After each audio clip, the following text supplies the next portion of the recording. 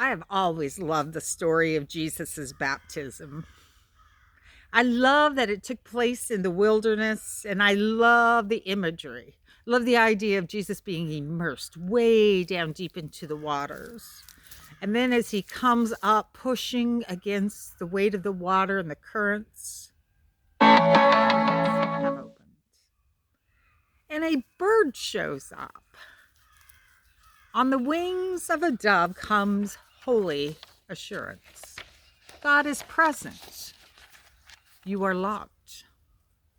This to me is the essence of heaven and nature singing.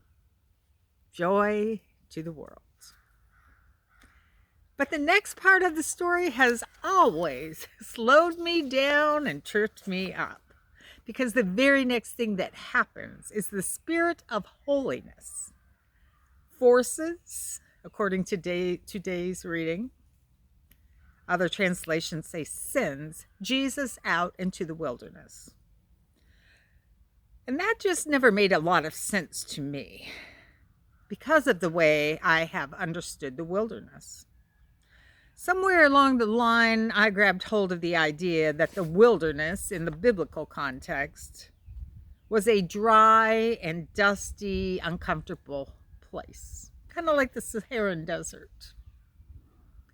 The truth is, the wilderness that Jesus was in is the Mediterranean wilderness, and it is lush, it's green, it's verdant.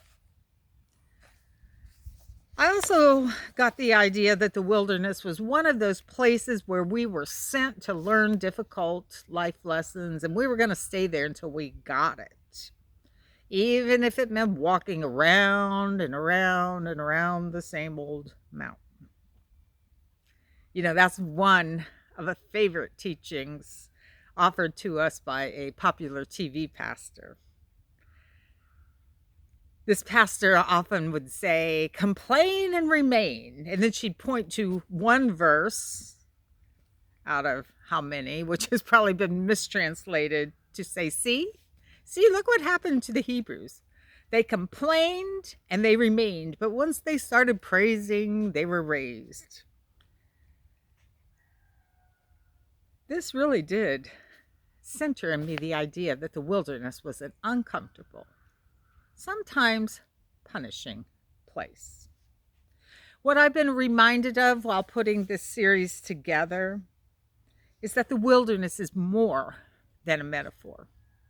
The wilderness is an actual place. And it is the place where the people of God meet with the holy. In the wilderness, we hear God's voice without a word being spoken.